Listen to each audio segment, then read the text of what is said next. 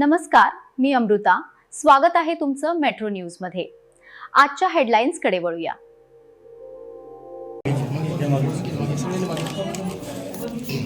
महाराजांच्या कार्याला व विचारांना वंदन. आज शिवजयंतीच्या निमित्ताने युगपुरुष छत्रपती शिवाजी महाराजांचे जन्मस्थान असलेल्या शिवनेरी किल्ल्यावर जाऊन महाराजांच्या कार्याला व विचारांना कृतज्ञतापूर्वक वंदन केले, असे ट्विट उपमुख्यमंत्री सुनेत्रा पवार यांनी केले. शिवरायांनी दिलेला स्वाभिमान, धैर्य आणि जनसेवेचा मंत्र आपल्या कार्यातून अधिक दृढ करण्याचा निर्धार यावेळी केला, असेही त्या म्हणाल्या.